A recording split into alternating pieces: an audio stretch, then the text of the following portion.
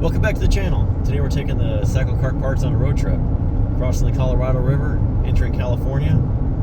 We're on our way to Azusa, California to drop off a rim and hub to make a Cyclekart wheel. California state line. Here we are, baby. Woohoo! Stay tuned.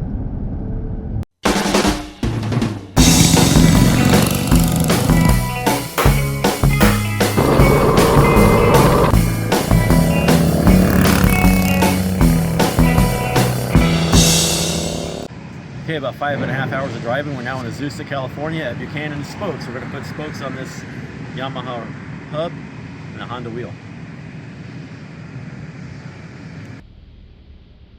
So we're in Buchanan's showroom, and while the wheelsmiths are measuring my hub and rim, I'm just showing you some of the wheels that are on display here. This one's super cool. Look at the backside on that one. Really cool. They have a little stand here with the wheels. Some custom stuff that they do. This is their little shop. The showroom and the offices. It's a big warehouse, so they've got a big factory here. They make their spokes right here in America. So made in the USA, baby. What a great experience. I took this stuff to Buchanan's and they took the time to go ahead and measure these so I could take these home with me. They're going to mail me these spokes in the mail in a few days and I can lace these up, no problem. But the best part was we got a tour by the owner, Robert. He took us for a tour of the factory. They make their own aluminum rims here. They make the spokes from rod that they buy and they turn it into spokes, they turn it into nipples. The machines in there from the 1920s and 30s, some newer stuff, but a lot of really old machines that, you know, most factories have never seen before. They're, you know, incredible machining processes here. These guys are the real deal. If you need spokes or anything wheel related, give them a ring. Okay, so after our California vacation, the good folks at Buchanan's had this in the mail on Thursday. Arrived at my house on Saturday, which was in time for me to be home to receive it. And I got enough sets to do 4 wheels. I've already installed one set on this rim. And I just made myself a note that I still need to lubricate the nipples. So I just kind of dry fit this just to make sure it fit. And in fact, it does fit. So marrying this Yamaha hub with the Honda rim and the 8-gauge Buchanan spokes. And these are heavy duty spokes. Look how nice and thick those things are. So I will have to disassemble this, but this was just kind of a sample. So it comes with this small little jar of lubricant. You lubricate the threads so that you don't gall your threads on your stainless steel spokes and nipples. And the nipples are in here, spokes here. 2 different size spokes. One for the inside, or the outside, I guess, the longer spoke, and a shorter spoke for the back hub. And these are the notes they sent me because they did custom make these or custom order it. So this is the custom order paperwork they sent me. Looks like 6 15/16 and 5.5. If I'm reading that right, might be 6 5/16 actually. Any rate, that is the paperwork they sent me. There's the degrees on the bends, and when I was in there, it was kind of like sizes to be determined, right? So spoke size to be determined. This is what they came up with for my order, and these are the nipples we ordered. The size nipple. Now the rim I ordered was a Honda rim. It's an aftermarket reproduction with a slightly larger hole for the nipples. You can order 2 different styles, one with a larger hole, one with a smaller hole. This is the larger hole. That's the one that they recommended getting. And here is the logo on the rim itself.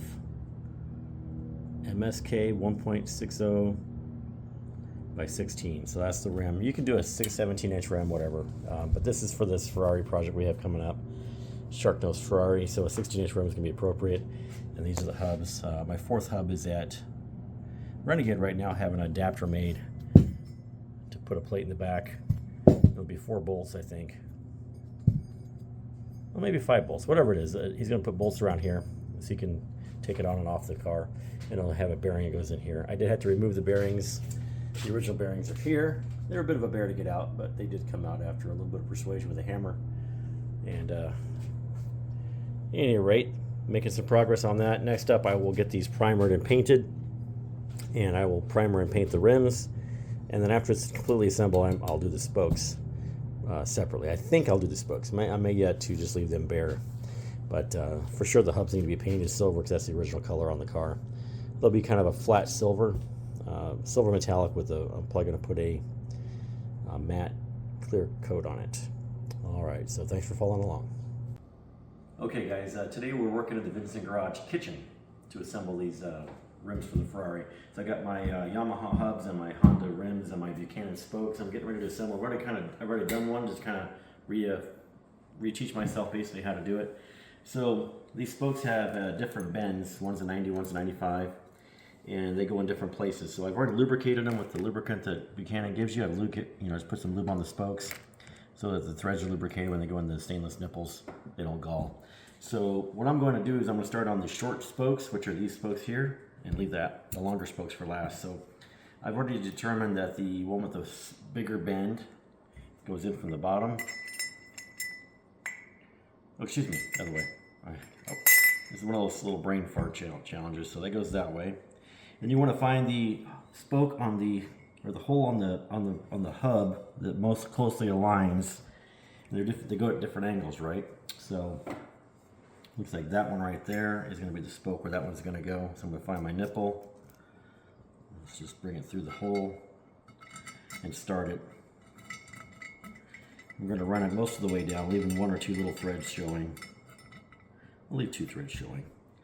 And we're going to do that same process with the same type spoke all the way around, so skipping every other hole. So it's a bit of a process, okay? Nope, I keep doing the wrong thing. All right. We're going to find it's going to go over 4 more. So it's 1, 2, 3, and then the 4th hole.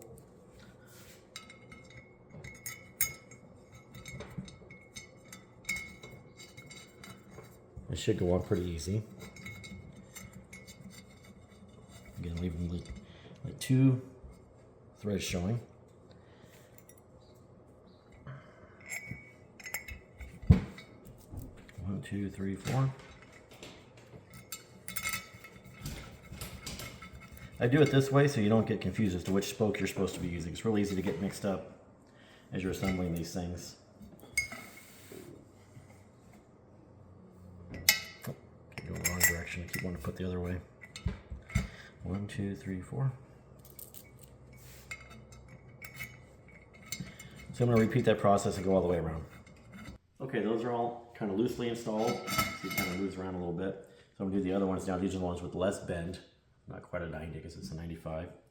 So these are going to come in from below, feed through there, and then they're going to lay over here. So you're going to find, again, the corresponding hole where it should line up, which I can look at my example wheel.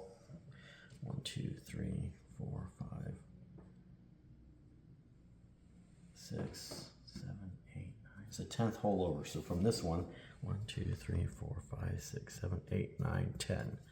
Should be at that one right there. And it's also pointing in the right direction. That helps you make sure you got it in the right spot. Okay, so I'm going to repeat that process all the way around.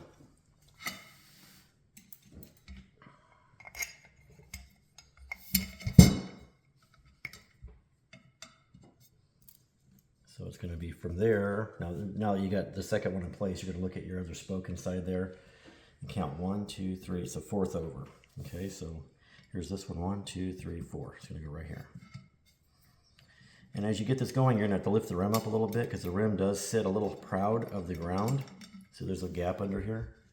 So I'll set it up on these little blocks. So it makes it easier to line up. Again, leaving two threads showing. Okay. All right, I'm going to keep repeating that process all the way around. 1, 2, 3, 4.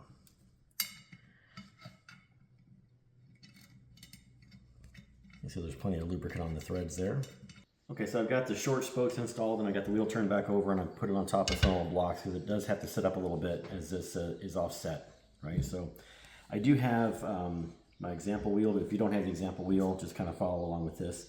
So we've got our 90-degree bends and I've got our 95-degree bends. I've already got them lubricated, so just make sure they're lubricated on all sides. I've got them on a plastic bag so I can kind of scrub some more lube in there if I need to. So basically you're going to put these, following what I've done here, right, it's going to lay in here, find the nipple that looks like it goes to the right spot, and that's where you're going to start it, right? And again, we're going to go until you can leave maybe 2 threads showing. There we go. And the next one's going to be the 95. Again, make sure there's lubricant on it.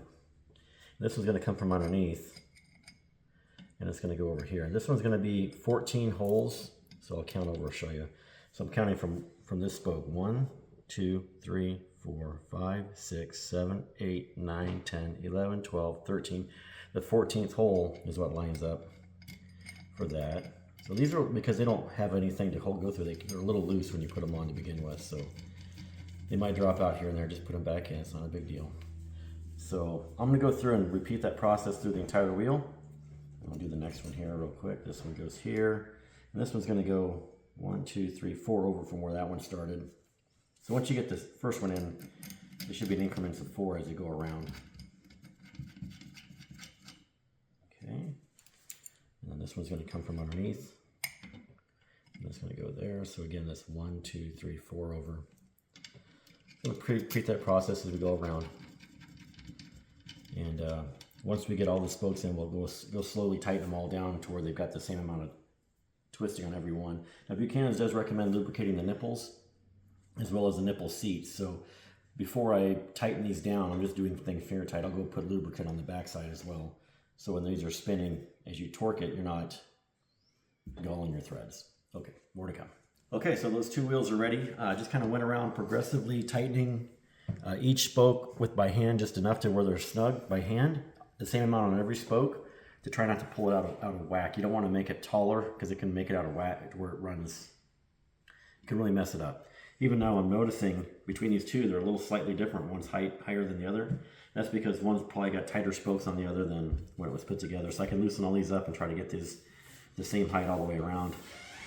That gets you closer to being true when you're truing it up. So I can't true these up until I get bearings in them. When I can put bearings in it, then I can put on my truing stand and true this wheel up so it's nice and straight. So until we do that, we're not going to bother torquing anything. But for now, these wheels are assembled. I think they look pretty good.